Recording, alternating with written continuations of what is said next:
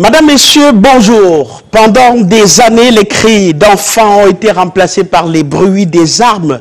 Dans le nord-ouest et le sud-ouest, la vie s'est figée. Des villages désertés, des écoles fermées, des hôpitaux saccagés, des familles dispersées. L'espoir, lui aussi, a pris un coup. Mais aujourd'hui, un autre chapitre est en train de s'ouvrir. Lentement, difficilement, mais sûrement, un chapitre de la reconstruction. Plus de 600 milliards de francs CFA déjà mobilisés, même si on est encore loin des 2500 milliards de francs CFA attendus. Des routes sont de nouveau praticables. Des écoles ont rouvert leurs portes, des centres de santé reprennent du service. Le plan présidentiel de reconstruction et de développement des régions du nord-ouest et du sud-ouest est à l'œuvre avec l'appui du Japon, de la Banque islamique de développement, du programme des Nations Unies pour le développement et de quelques partenaires privés. Mais il reste encore beaucoup de chemin à parcourir. Cette semaine, notre invité est un homme. Il est au cœur du processus. Paul Tasson est ministre délégué auprès du ministre de l'économie. Il est président du comité de pilotage de ce plan présidentiel. Il revient tout juste de Bamenda avec le Premier ministre où il a pris le pouls de la reconstruction. Avec lui, on fait le point sans détour. Où en est-on vraiment? Quels sont les blocages? Et surtout, que peuvent espérer les populations? Voici la rétro, le face-à-face qui éclaire les faits pour mieux comprendre l'avenir. Paul Tasson, bienvenue sur le plateau de la rétro. Merci, M. Ngefak. C'est un plaisir de me retrouver dans votre studio ce jour. C'est un plaisir partagé. On revient à vous dans quelques instants. Le temps pour nous de reprendre l'actualité de la semaine en plus bref.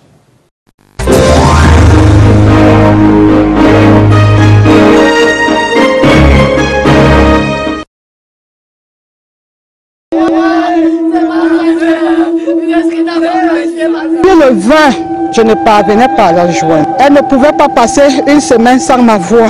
Écho d'une tragédie dans son suspense initial. La famille est en alerte. Aucune nouvelle de Liliane. Le silence devient inquiétant. L'angoisse atteint son sommet quand son tuteur s'étonne le 3 juillet dernier. À chaque fois qu'il y a mon anniversaire, elle a l'habitude d'être là pour donner un coup de main à mon épouse ou faire des propositions sur l'organisation pour une petite surprise. Et on était donc très surpris que le 3, qu'elle ne se manifeste pas et que même après le 3, qu'elle continue toujours à être assez discrète. Les recherches s'enclenchent. L'homme demain, suspect numéro 1, semble coopératif. Il ouvre la porte, répond posément aux questions, mais quelque chose cloche. Son calme est trop froid, son récit vacille. Ces mots se contredisent. La brigade des Tabita Medoum, pas comme tout, est saisie. La famille s'est déportée sur les lieux pour pouvoir savoir de quoi est-ce qu'il retournait.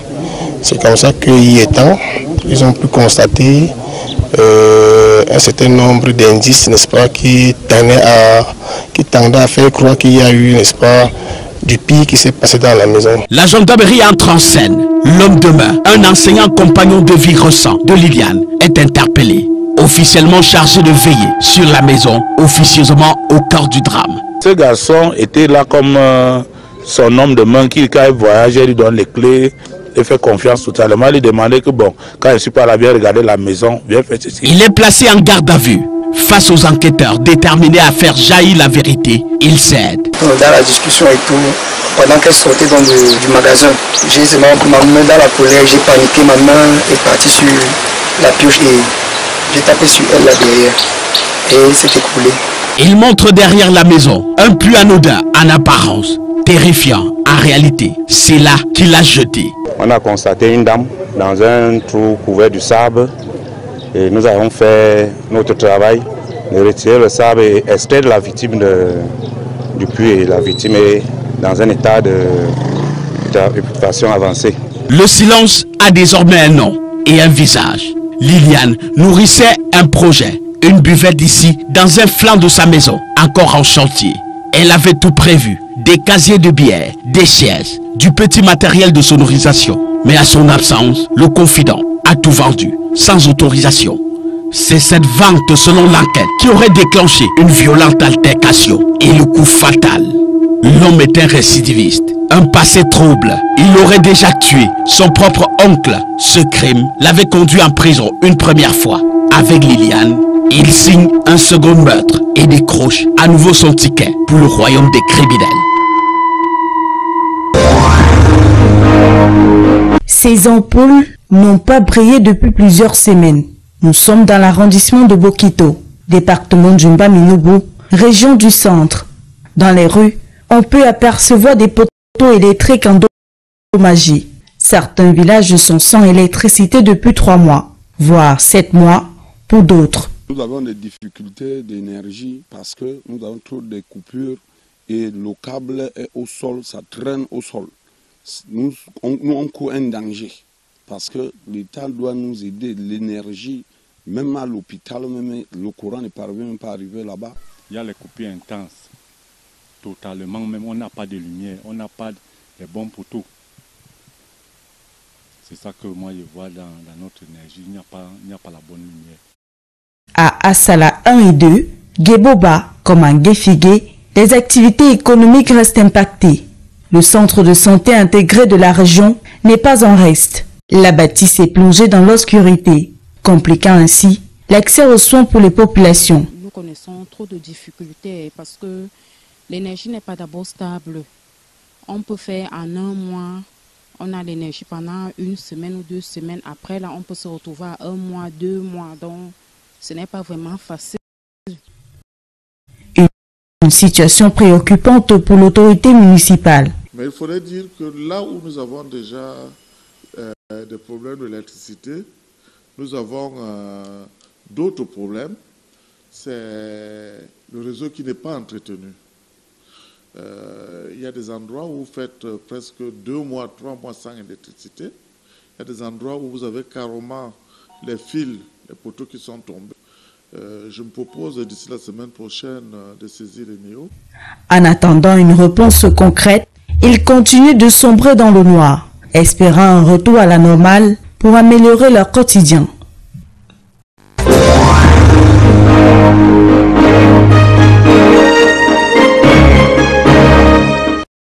Des boutiques encore présentes sur ces lieux il y a 24 heures, il ne reste plus que ces débris de parpaing. Ce vendredi matin, le marché central de Douala ne s'est pas réveillé comme à l'accoutumée. De nombreuses boutiques, construites dans ce marché très fréquenté de la ville, étaient ravagées par des engins de la mairie. C'est en train de dormir, on m'a appelé, on dit qu'il y a les casques au marché. 3 heures que les commerçants sont là pour retirer les choses. Le capitaine a proprement dit a commencé à détruire à partir de 9 heures. Sur les lieux, le périmètre est quadrillé. Agents de la police municipale, policiers et gendarmes sont présents en nombre pour contenir la foule. Les populations massées sont impuissantes et ne peuvent que constater les dégâts. On n'était pas au courant. Parce que même la femme qui vient de décider là, on ne savait pas qu'aujourd'hui on avait venu nous casser comme ça là. Parce que nous qui sont les responsables là, on devait venir nous avertir qu'on va nous détruire aujourd'hui. Comme ça les gens se préparent. En pleine journée comme ça, on vient mettre les gens comme ça là, ça ne vaut pas la peine. Nous on a pris les boutiques après qu'on va devenir délinquants dans le quartier. On n'a même pas parlé de qu'on va vous donner un niveau boutique. Il y a quelques jours, la rumeur d'une destruction planait déjà au-dessus du marché central de Douala. Ce vendredi, elle a pris vie à la grande surprise des commerçants. Il y a eu la rumeur qui courait depuis mercredi qu'on devait détruire. Donc bon, les commerçants prenaient ça un peu à la légère. Ils sont même allés voir les autorités les ont fait comprendre qu'ils sont au courant de rien. Ces derniers tentent néanmoins de sauver ce qui peut encore l'être parmi leurs marchandises. Maintenant que leurs boutiques sont détruites, les commerçants sinistrés du marché central de Douala essaient tant bien que mal d'entrevoir un lendemain meilleur malgré les difficultés. Le problème est qu'il faut qu'après remettre les boutiques des gens. Donc arranger la place c'est bien beau, mais il faut que n'importe qui revienne après à son dur pour moi. Donc moi je trouve que c'est normal, mais il faut qu'après ils casent les gens normalement. On est dépassé, on ne sait pas là où on va partir. Même ce qu'on a construit, si ça nous dépasse. On parlait de 13 millions, on parlait de combien? Avec 13 millions, on fait encore quoi? Et c'est sans rentrer. Même 1 million, nous on n'a pas. Les agents de la mairie que nous avons approchés ont refusé de s'exprimer à ce sujet. Les commerçants de leur côté avouent n'avoir pas eu d'échange avec les autorités depuis le début des casses. Pour l'instant, c'est ailleurs qu'ils se dirigent en attendant la suite de l'affaire. Mettre fin au mot d'ordre des villes mortes, telle est la quintessence du message du Premier ministre Joseph Dion-Ngouté, délivré ici à Santa aux populations du Nord-Ouest. Pour le chef du gouvernement qui achève sa visite de 3 jours dans le Nord-Ouest, les villes mortes causent d'énormes pertes par an à l'économie locale et nationale. Tous les projets que j'ai visités, que ce soit ce centre de la que ce soit le stade de Bamenda, que ce soit l'école catholique de Bamenda et les autres projets, contribuent énormément à la pacification de la région. Et je dois recommander la résilience des populations qui n'ont ménagé aucun effort pour s'assurer que la vie continue. Le bilan de la 7e session du comité de pilotage du plan présidentiel pour le développement des régions du Nord-Ouest et du Sud-Ouest, qui a justifié la présence du Premier ministre, indique que plus de 120 établissements scolaires ont été réhabilités. Des documents officiels reconstitués au bénéfice des déplacés, un nouveau stade de football de 400 places environ construit à Bamenda, premier. L'Association nationale des chefs traditionnels du Cameroun, également présente à cette rencontre de travail, n'a pas manqué d'apprécier ce qui a déjà été fait par le gouvernement. Il est question de reconstruire la région du Nord-Ouest et il faut mieux toucher du doigt, il faut mieux se rassurer que les projets sont en train d'être réalisés. Rendu à l'université de Bamenda, le Premier ministre Joseph Dion-Ngouté a appelé les étudiants à retourner l'ascenseur acquis de droit le moment venu. Un clin d'œil pour la présidentielle à venir. Nous sommes contents, nous sommes satisfaits parce que nos routes sont là, l'électricité est là, les écoles, les hôpitaux. Élargi désormais aux communes, le plan présidentiel, c'est 2500 milliards à mobiliser pour réhabiliter et développer ces régions en crise depuis 2000.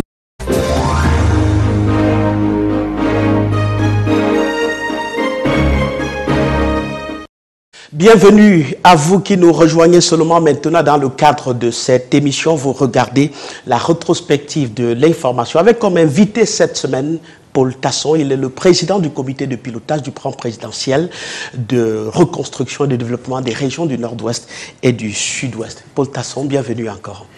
Merci, M. Ngefak. Alors, on vous a vu aux côtés du Premier ministre dans cette mission récemment effectuée dans la région du Nord-Ouest. Est-ce que vous pouvez nous dire quels étaient les objectifs et les étapes de cette mission-là? Oui, M. Ngefak, je voudrais peut-être, avant de répondre à votre question, faire une précision. Oui. Avant d'aller à Bamenda, Sa Majesté Dr Dion-Ngouté, Premier ministre chef du gouvernement, par ailleurs superviseur du PPRD, s'était rendu déjà à Boya. Donc, les deux visites avaient les mêmes objectifs.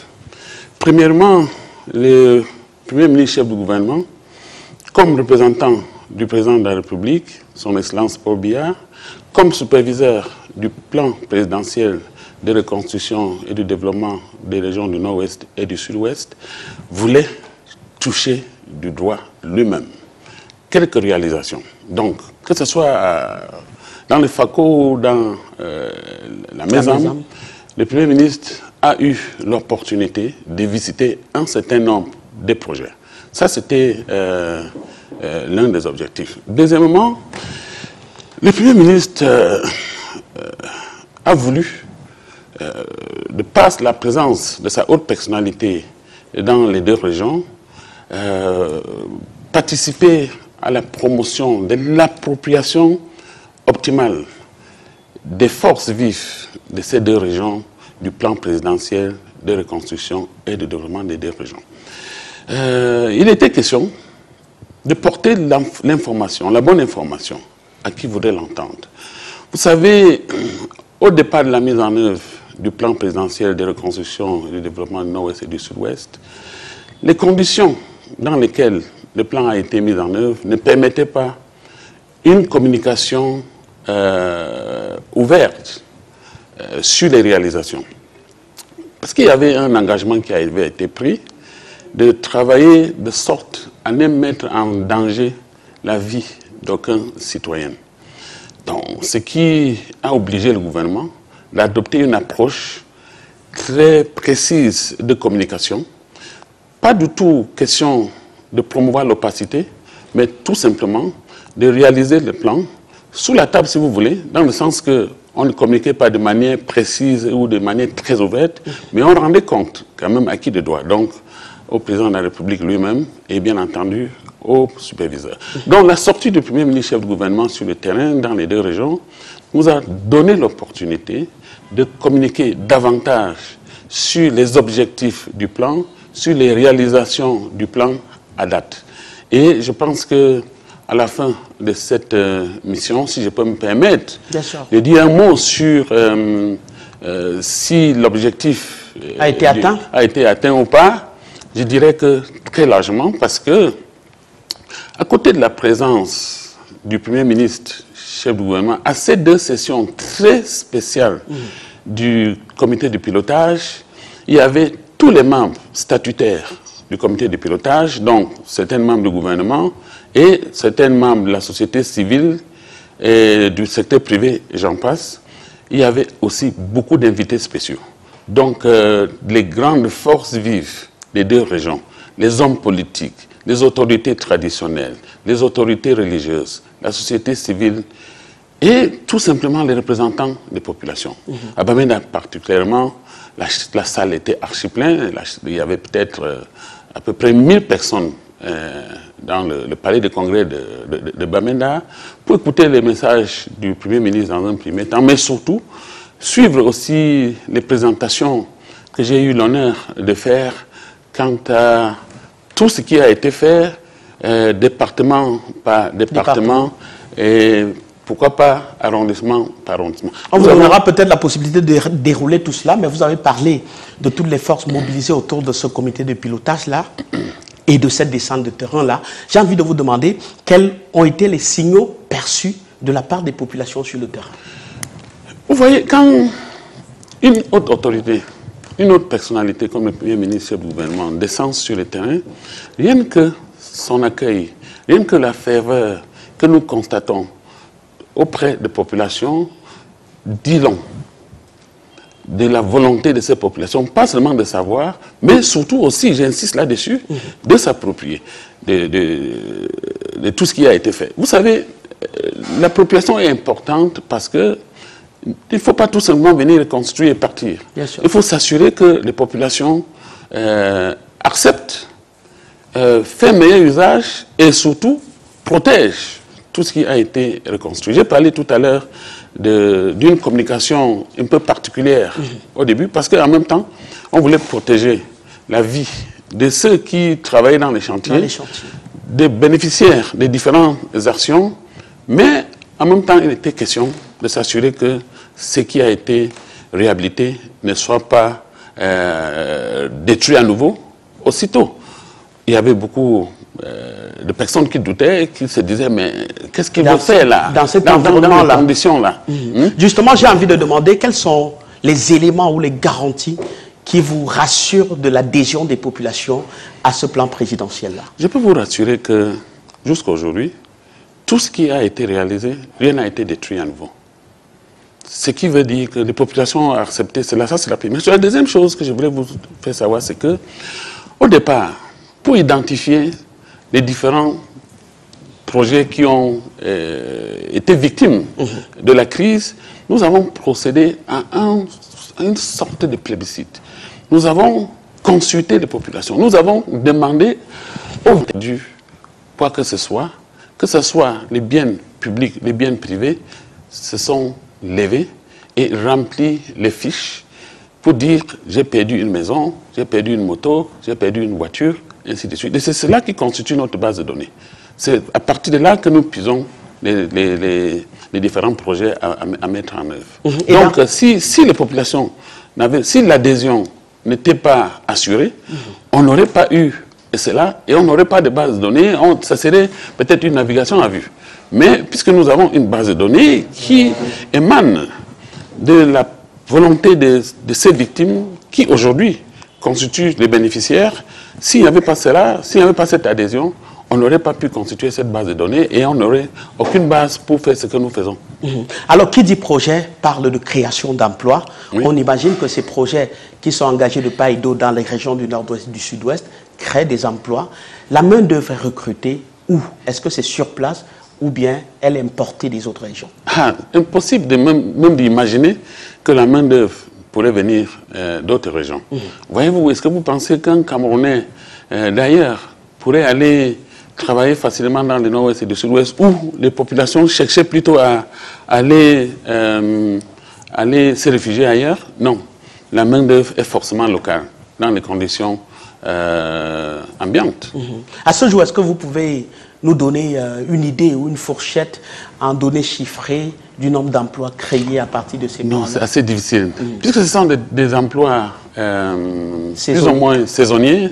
S'il y a un chantier, il y a des gens qui sont recrutés sur le tas pour travailler sur le chantier. Après, donc c'est pas des données qui sont faciles à être captées par même les meilleurs systèmes statistiques ne pourraient pas les capter. Vous avez parlé d'un système pour répertorier un certain nombre d'impacts de cette crise-là sur les populations. Parlons un peu de ces projets-là que vous êtes en train de réaliser dans ces régions de part et d'autre. Comment ces projets-là sont déterminés, choisis? Est-ce que ces populations-là sont associées au choix des projets? Oui, je vous ai d'abord dit que nous avons une base de données. Une base de données qui a été constituée de manière très participative. C'est-à-dire, nous avons consulté les victimes. Les victimes eux-mêmes ont indiqué ce qu'ils ont perdu. Et par victime, je parle des ménages, je parle des personnes physiques, mais aussi je parle des personnes morales. Donc, les communes, les administrations, les sous-préfets, les préfets ont dit, point de vue public, dans telle école, dans tel collège, comme tel nombre de salles de classe a été détruit, et j'en passe. Donc, la consultation était très très large au départ. Aujourd'hui, pour sélectionner les projets qui devraient bénéficier des financements, nous mettons à profit la contribution des autorités régionales et locales. Surtout, il faut peut-être déjà insister, M. Ngefak, de ce que le plan présidentiel de reconstruction et de développement des régions du Nord-Ouest et du Sud-Ouest est né du grand dialogue national. Tout comme la décentralisation dans son format actuel. Ce qui fait qu'il y a une symbiose entre la mise en œuvre de la décentralisation et le plan présidentiel. Le premier ministre chef du gouvernement, Dr Joseph Dion Ngouté, insiste à ce que le plan présidentiel pour la reconstruction et le développement des deux régions puisse, autant que faire se peut, accompagner et renforcer les capacités des communes et des régions. Sans oublier, bien entendu, la mise en œuvre du statut spécial qui est accordé à ces deux régions par la Constitution. Donc, voilà. Alors, je voudrais comprendre, parce que vous parlez de financement, vous avez fait une rencontre avec pratiquement tous les acteurs, les partenaires, les mairies, le conseil régional et autres.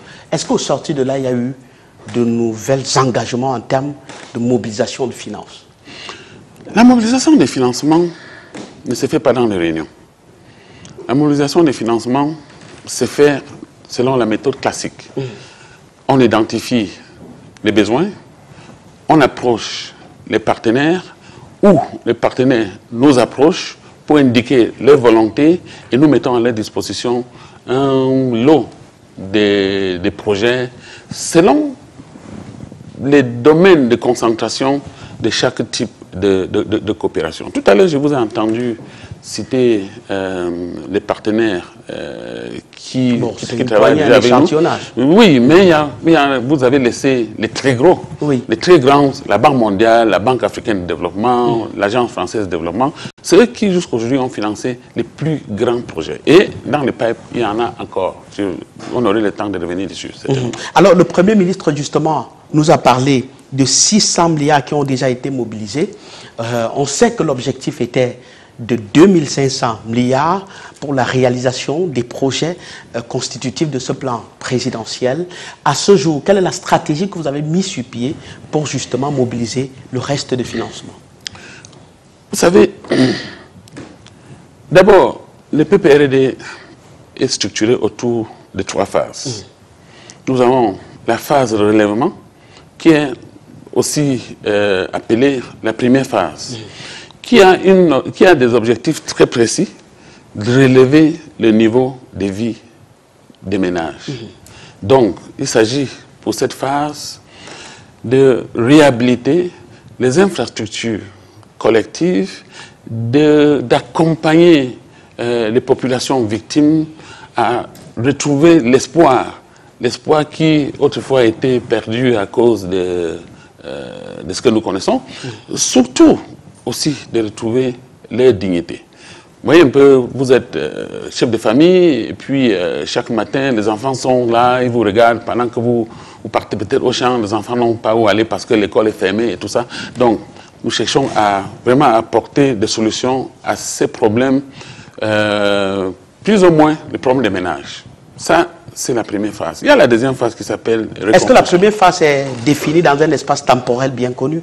Non. Les 3 phases sont déployées de manière concomitante. Okay. Donc, les phases ne sont pas circonscrites dans le temps. Mais notre souhait a été, au début, de pouvoir réaliser la première phase dans un horizon de 3 à 4 ans. Mais aujourd'hui, nous sommes un peu au-delà de ça, mais nous continuons à travailler. La deuxième phase, qui est véritablement ce que nous appelons la reconstruction, mais qui est essentiellement concentrée pour la réhabilitation des grands agro-industriels, surtout publics, dans les 2 régions. CDC, PAMOL et UNVDA. Et j'insiste pour dire que vous avez tout à l'heure évoqué la question d'emploi. Ces 3 agro-industriels des 2 régions, c'était les véritables pourvoyeurs d'emploi après l'État dans les 2 régions. Donc, plus ils sont affectés par la crise, plus il y a perte d'emploi, plus il y a les populations qui n'ont rien fait et naturellement qui impactent fortement sur la qualité de vie de ces populations. Mais la troisième phase qui est la plus costaude, qui porte véritablement sur le développement, c'est la phase qui a pour objectif de remettre les 2 régions sur les chemins de la croissance. Permettre à ces 2 régions de participer, de contribuer à l'économie nationale. Et c'est là où se trouvent les grands projets routiers, les grands projets portuaires, les grands projets hydroélectriques, et j'en passe. Donc, tous les 3 phases sont en cours. On pourrait peut-être revenir là-dessus. Justement, je voudrais qu'on s'intéresse un peu à la première phase qui semble un peu déjà amorcée. Je voudrais, parce que sur du papier, nous avons appris que cette phase-là a été évaluée à environ 154 milliards de francs CFA. Et on dit, dans l'évaluation, on a constaté que seuls 50 milliards avaient été effectivement engagés. Là, c'est les documents du Programme des Nations Unies pour le développement qui nous renseignent. Pourquoi ce décalage entre les projections et l'engagement? Bon, écoutez, il faudrait situer cela même dans l'ensemble. C'est-à-dire,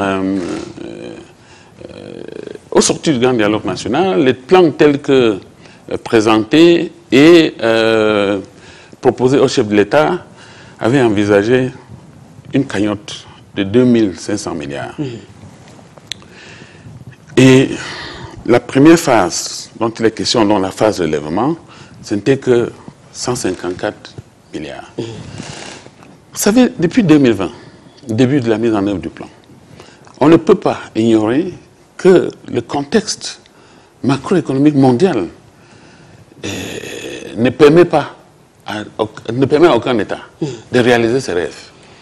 L'argent devient de plus en plus rare, de plus en plus cher, les conditions de gérer toutes les économies sont de plus en plus difficiles, il y a l'inflation qui est galopante et j'en passe. Donc, les comptes macroéconomiques dans tous les États sont en difficulté. Le Cameroun n'est pas épargné. Mais ça, c'est peut-être trop compliqué.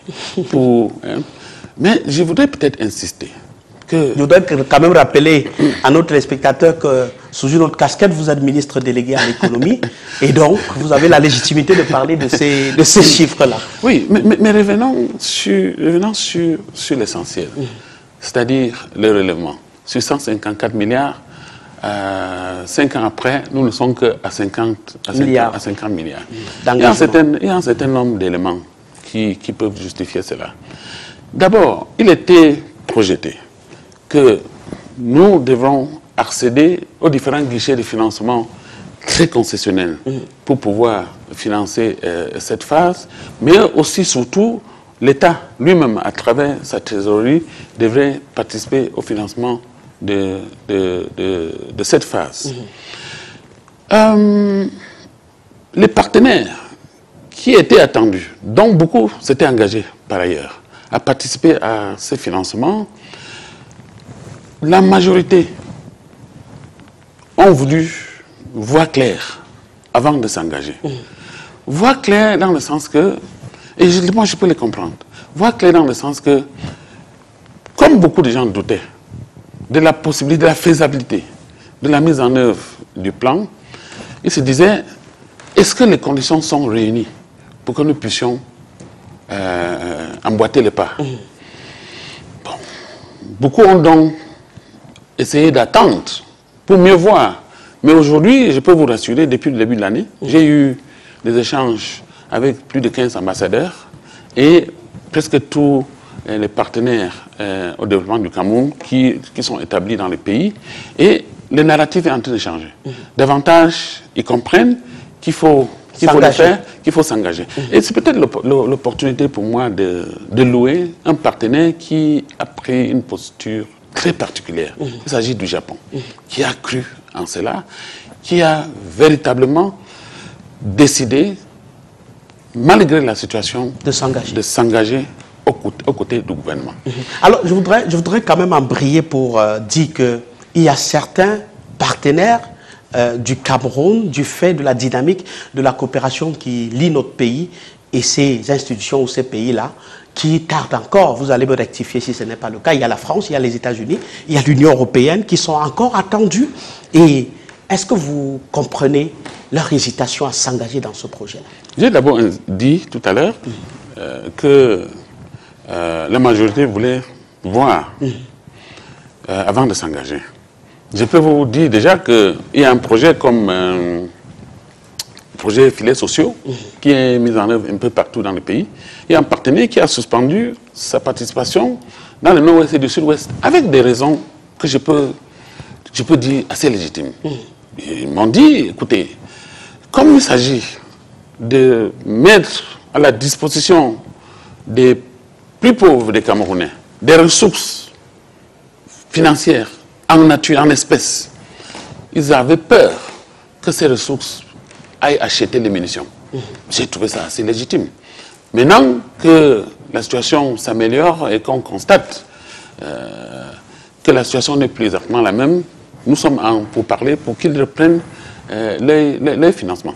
Quant aux grands partenaires du Cameroun comme la France et les États-Unis, l'Union européenne, dans son ensemble, je veux vous rassurer que nous sommes en train de travailler avec eux avec tous ces partenaires, pour qu'ils emboîtent les pas aux autres. Mais le cas de la France est un cas particulier. La France a déjà mis 40 milliards pour financer la voirie urbaine de la ville de Bamenda, dans le cadre du programme CD2 Capitale Régionale. Donc les conditions sont toutes les conditions sont presque réunies pour que ce projet puisse démarrer.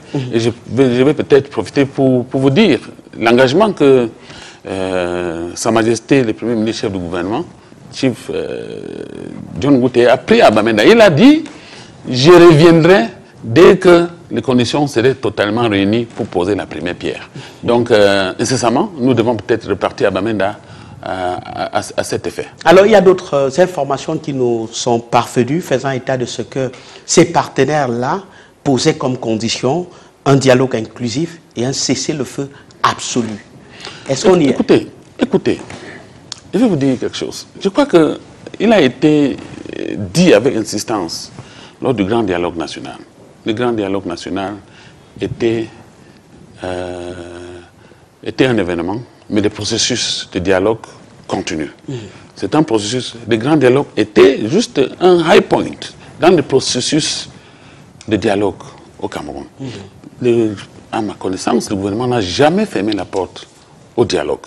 Mais ce qu'il faut dire aussi que c'est un gouvernement souverain qui est aux manettes pour l'avenir du Cameroun, et le moment venu, quand les conditions seront réunies, s'il faut peut-être un dialogue genre, grand dialogue national, ça sera fait. Mais le dialogue n'a jamais été arrêté. Le gouvernement continue à s'entretenir avec ce que vous connaissez pour faire les choses, pour faire retourner les choses à la normale. Paul Tasson, dites-nous, les yeux dans les yeux, cœur à cœur, vous qui étiez sur le terrain, est-ce que les régions du nord-ouest et du sud-ouest sont viables dans leur entièreté aujourd'hui, après 7 ans de guerre? Viable, ça dépend. Ça dépend à travers tous les territoires. Non, certainement pas. Nous avons encore des poches, des difficultés. Nous avons encore ce qu'on appelle les flashpoints. Nous avons encore les points qu'on peut appeler, qu'on peut considérer comme rouges. Le point où l'accès demeure encore difficile. Le point où l'insécurité demeure assez ambiante. Mais en même temps, je peux vous assurer que nous sommes venus de loin. Vous savez, pour la mise en œuvre du PPRD, surtout en respectant l'engagement qui a été pris par le gouvernement de mettre en œuvre le plan selon le principe des Nations Unies qui est de do no harm, c'est-à-dire ne mettre en danger la vie des personnes. Sur la base de ce principe, en 2022, on ne travaillait qu'avec 23 communes. Mais aujourd'hui, nous avons les pieds sur la totalité de 65 communes des 2 régions. Mais qu'à cela ne tienne, il y a encore des petites poches. Des poches de résistance. Des petites poches de résistance. Mais je crois que vous connaissez aussi que c'est des poches très résiduelles. Et je ne sais même pas si ces poches de résistance sont dans la même logique du départ. Tout le monde est perdu. Est-ce que c'est toujours les réclamations de 2017-2018 qui continuent? Je suis perdu, moi je ne sais pas. Surtout que le gouvernement a beaucoup fait. Vous avez cité un certain nombre de réalisations et d'avancées en termes de considération de ces 2 régions. Vous avez parlé de la décentralisation qui touche tout le Cameroun. Vous avez parlé de ce plan et même d'autres choses dans les institutions comme les NAM, dans la revue du Code civil, et ainsi de suite. L'offre de paix du président de la République a été assez large. Et des grandes conclusions du grand dialogue national. Ce comité est à pied d'œuvre, fait son travail et fait le point de la mise en œuvre de tout ce qui a été conclu pendant le grand dialogue national.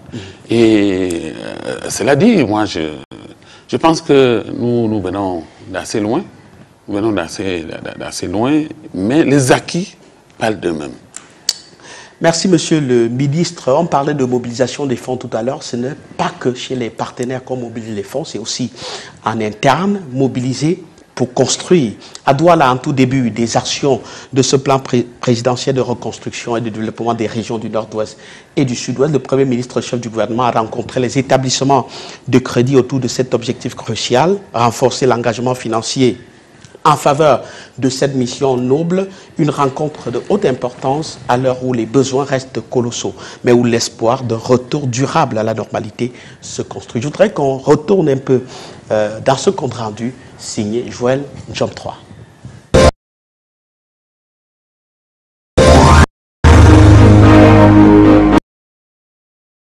Le 18 mai 2021, à l'heure de passage dans la ville de Douala, le chef du gouvernement lançait un appel en direction du secteur privé et de toutes les bonnes volontés pour accompagner le gouvernement dans ses efforts de reconstruction des régions du Nord-Ouest et du Sud-Ouest. Appel reçu 5 sur 5 ce 31 juillet par la PECAM qui remet au Premier ministre une enveloppe de 250 millions de francs CFA. Pour participer à cette démarche de reconstruction. Donc aujourd'hui, la PECAM a décidé de répondre à cet appel.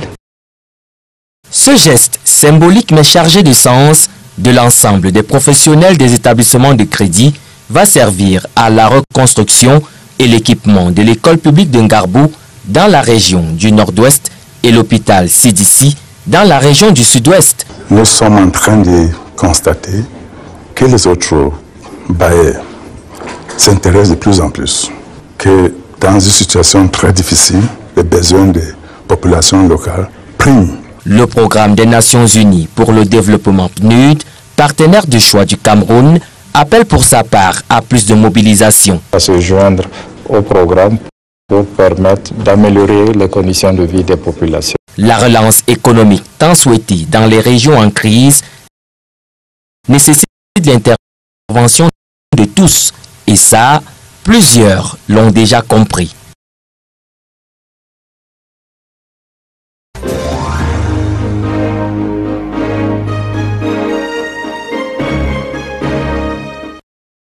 On sait, Paul Tasson, que la réussite de ce plan présidentiel dépend aussi du financement.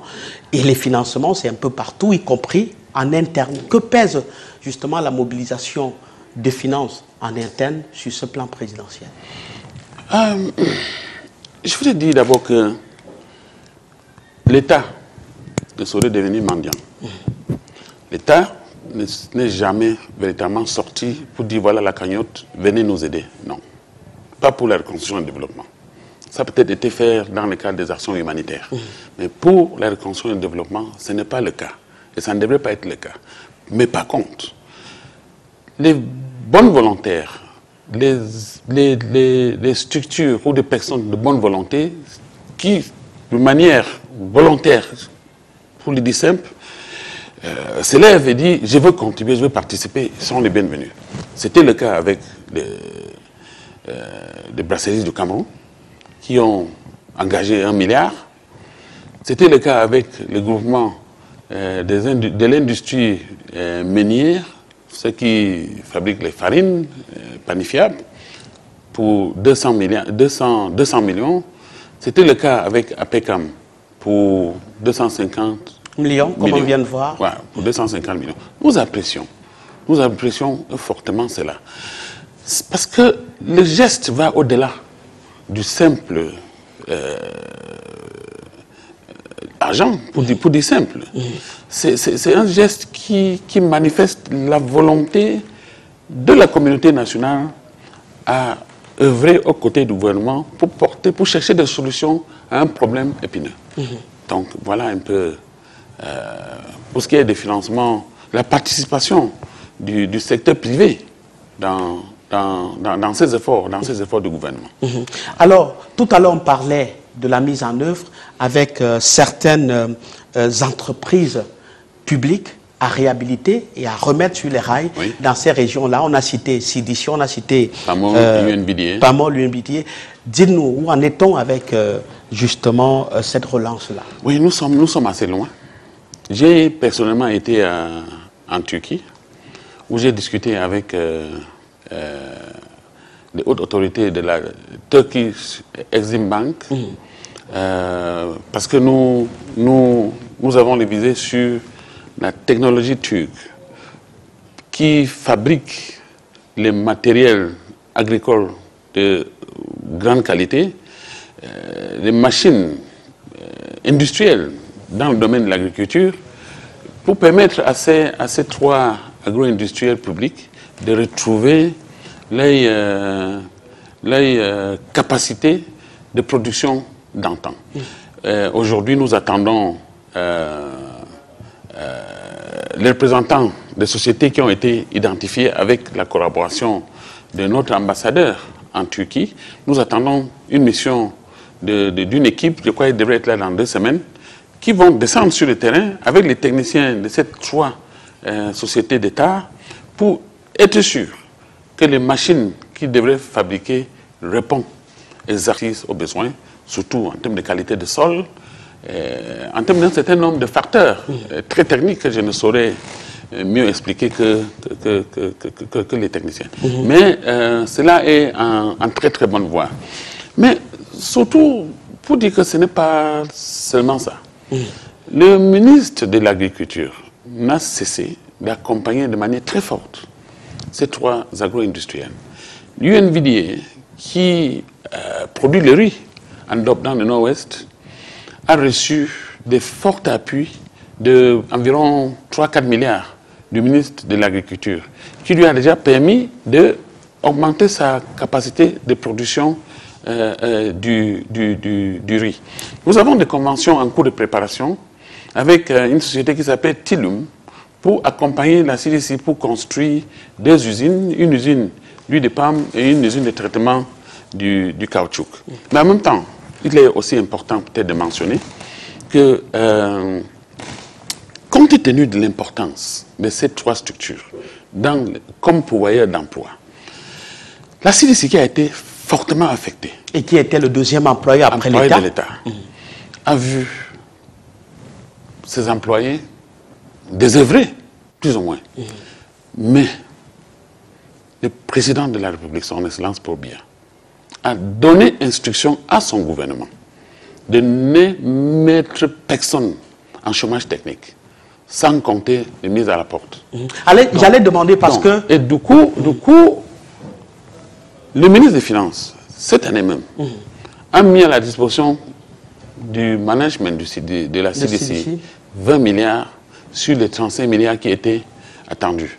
Je crois que les tractations sont en cours pour les décaissements de 15 milliards restants. Ça, c'est autant d'efforts. Ce sont des efforts de reconstruction qui ne sont peut-être pas la réhabilitation directement. Oui, mais ce sont des efforts de reconstruction que nous récupérons dans nos rapports. Je voudrais justement qu'on s'intéresse un tant soit peu sur CDC, qui était à l'époque deuxième employeur après l'État.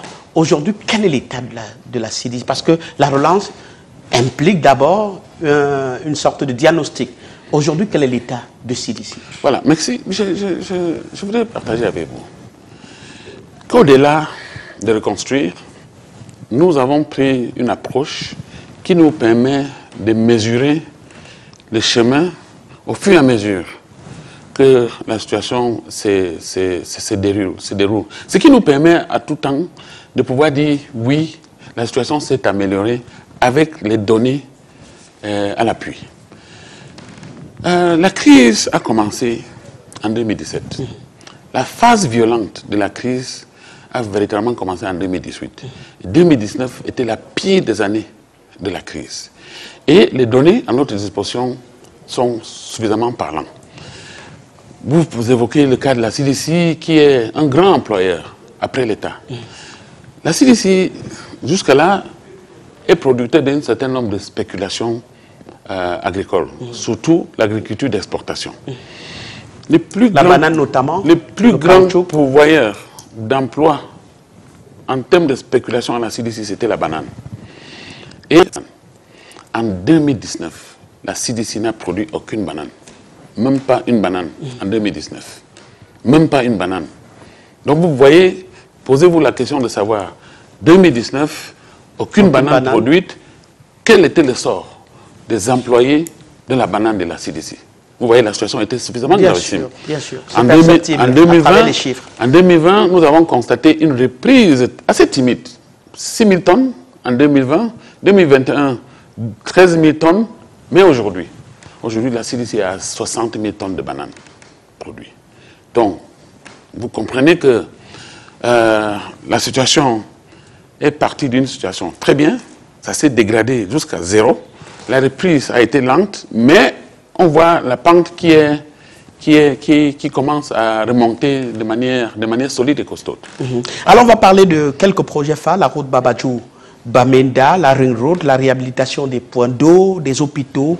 Pouvez-vous nous dresser en quelques mots une sorte de typologie de réalisation chiffrée à date? Je sais que ce serait difficile, mais avec un échantillonnage, ça nous permettra d'avoir une idée précise. Les 600 milliards et plus déjà mobilisés sont affectés à un certain nombre de grands projets. Donc, la route Babadjou-Bamenda, qui tourne autour de 80 milliards, la Ring Road, dans la phase actuelle, qui tourne autour de 100 milliards, ça c'est la BAT, et la voirie urbaine de Bamenda, qui chercherait dans les 70 milliards. Il y a deux financements, il y a la BAT et la Banque mondiale, qui sont à pied d'œuvre pour réaliser... Dans un financement conjoint? Non, pas tout à fait. Dans ces deux financements séparés, mais chacun a sa part. Okay. Chacun a ses voies, ses voies urbaines à réaliser. Au côté de cela, il y a un certain nombre de projets qui sont exécutés dans les deux régions. Nous avons une route Bangem-Gouti, 40 milliards. Nous avons la route Kumba et Kondotiti, qui est aussi autour de 40 milliards. Mais il y a pas mal de projets agricoles qui sont en financement dans les deux régions. Nous avons le Rice Value Chain Project qui couvre 3 régions, le nord-ouest, l'ouest et l'extrême nord. Mais la part des Lions, c'est le volet nord-ouest. On ne va pas être exhaustif. Voilà. Donnez-nous l'état de lieu des écoles. L'état de lieu des écoles. À ce jour? À ce jour, nous avons 120 écoles qui ont été entièrement rénovées et réouvertes. Nous avons 60 centres de santé qui ont été réhabilités et réouverts. Nous avons un certain nombre de kilomètres de routes qui sont soit des routes rurales, qui sont soit en réhabilitation ou qui ont été réceptionnées. Nous avons un certain nombre de kilomètres de réseau électrique qui est en réhabilitation. Nous avons beaucoup de champs qui ont repris la production. Je parlais de champs point de vue des ménages, pas agro-industriels comme ce que nous venons de parler, CDC, PAMOR et UNVDA. Est-ce que c'est une façon de remettre un peu les individualités ou des familles, parce qu'on sait qu'il y a eu beaucoup de déplacés internes. Est-ce qu'il y a également des projets orientés vers les femmes et les enfants spécifiquement? Certainement. La cible ne cherche pas de manière particulière de respecter les gens, peut-être l'âge, non. Qu'est-ce qui est fait? C'est on approche les problèmes de manière holistique pour s'assurer que les populations d'une certaine localité sont prises en compte sans toutefois mettre un accent particulier sur les femmes. Comme par exemple, nous pouvons aller dans une localité, construire ou réhabiliter un centre communautaire. C'est pour tout le monde. Si on construit un centre communautaire, on peut m'appeler ça, tout le monde. On peut m'appeler ça centre de la jeunesse, centre des femmes, mais c'est pour tout le monde. Voilà. Alors, je voudrais en quelques mots que vous nous disiez un peu quelles seraient les priorités pour cette fin d'année 2025. Pour cette fin d'année 2025, il a attendu la finition de la ring road, c'est-à-dire les lots actuels. Les travaux devraient s'achever d'ici la fin de l'année. Pareil avec la route Bamenda-Babajou. Les travaux devaient s'achever d'ici la fin de l'année. Mais je pense qu'en cette semaine même, vous avez suivi la très haute instruction qui est venue de la présidence quant à l'engagement avec Yenigon, l'entreprise turque, qui a construit le stade de Douala pour construire le port de Limbe. Vous savez très bien que le port de Limbe fait partie de la phase développement du PPRD. Donc ça c'était une bonne nouvelle, donc la perspective est bonne. Il y a la route Bekoko, Moutengene, Limbe, Idinam avec Bretel sur Boya. Donc les tractations sont assez avancées pour mettre cette route en reconstruction, j'allais dire, parce que il ne pourrait pas être simplement question de réhabilitation, la route étant suffisamment dégradée. Et il y a un potentiel de production hydroélectrique dans le département de la Mémé, en ce qu'on appelle le Mongo Dam, sur le fleuve Mongo. Et il y a un développeur qui est sur ce projet. Nous sommes en train de l'accompagner fortement, sachant que la production d'électricité aura un impact net sur l'économie de la région et l'économie nationale. Alors, bientôt, ce sera la rentrée scolaire. Est-ce que vous avez des bonnes nouvelles pour la communauté éducative? Là, moi, bonne nouvelle, pas particulièrement, sauf que nous continuons à mettre à disposition les salles de classe qui étaient endommagées. Mais s'agissant de l'éducation, je peux quand même peut-être dire un mot qu'en 2016, il y avait 1 100 000 élèves, cycle primaire et secondaire, en classe, dans les deux régions. En 2019, c'est descendu à 255 000. On a constaté la remontée de la pente. Autour de 2022, on était dans les 600 000 élèves dans le secondaire en classe, dans les deux régions. Et aujourd'hui, en 2025? Nous sommes autour de 800 000. Ça veut dire qu'il y a encore un gap. Et ce gap, nous savons qu'il y a une bonne majorité qui s'était déplacée, qui s'était inscrit dans les 8 autres régions du Cameroun, qui ne veulent peut-être pas rentrer. Ce n'est pas un problème. Ils sont sur le territoire national, ils sont dans le pays, si c'est le cas. Mais nous souhaitons tout simplement que tous les enfants originaires du Nord-Ouest et du Sud-Ouest soient en classe quelque part sur le territoire national. C'est ce qui est le plus important. Alors, je voudrais qu'on finisse par une question politique en convoquant vos 3 casquettes, celle de citoyen lambda, celle de membre du gouvernement et celle du président du comité de pilotage du plan présidentiel pour vous demander, le président de la République, Paul Biya, a annoncé sa candidature il y a quelques jours à l'élection présidentielle de 2025. Comment vous avez accueilli ça? Vous avez peut-être oublié une casquette. Je suis chef d'une délégation départementale du RDPC. C'est l'un des départements du Cameroun. Voilà, la casquette politique. Voilà. Non, c'est pour dire que c'était la chose la plus normale que le président de la République puisse poser sa candidature. Moi, je suis un fantassin du président quand il s'agit de la politique. Je suis un homme politique de terrain. J'ai la responsabilité politique pour le compte du RDPC sur l'un des 58 départements de la République. C'est l'opportunité pour moi de vous dire qu'il y a 2 ans, nous, militants RDPC du Lébialem, on avait déjà fait appel au président de poser sa candidature. Donc, en ce qui nous concerne, on n'était pas surpris. On n'était pas surpris, pourquoi? Parce que, d'abord, il y a les textes de notre parti qui sont clairs. Le candidat naturel du parti, c'est le président national du parti, à un moment précis. Jusqu'à preuve du contraire, le président national du RDPC, c'est le président Paul Biya. Quoi de particulier s'il pose sa candidature? Alors, pour nous, c'était la chose la plus logique qui pose sa candidature. Ça rassure un certain nombre de choses pour ce qui est de notre parti. Ça rassure la stabilité de notre parti. Et nous souhaitons que notre parti reste stable et solide derrière un leader.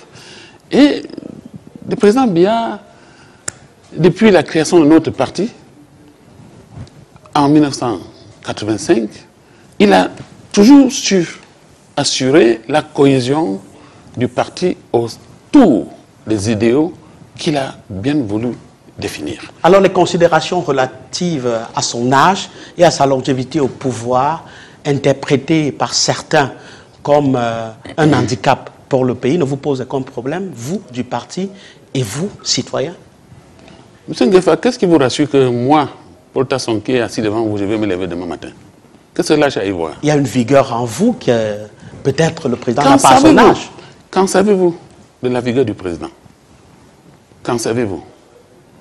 Il ne faut pas faire des suppositions, enfin, il ne faut pas avoir des imaginations sur les capacités des individus. C'est personnel. Chacun connaît ses capacités. Qu'en savez-vous de mes capacités à moi?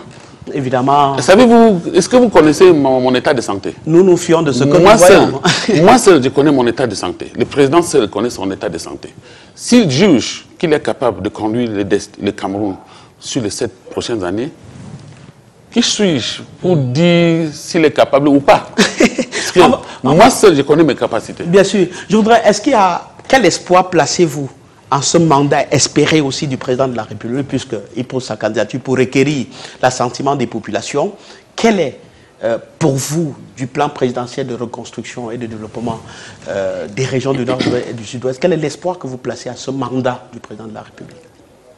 Est-ce que vous lisez bien la sigle PPRD, le plan présidentiel? Plan présidentiel. Le mot présidentiel. C'est le plan Paul Biya, c'est plan présidentiel.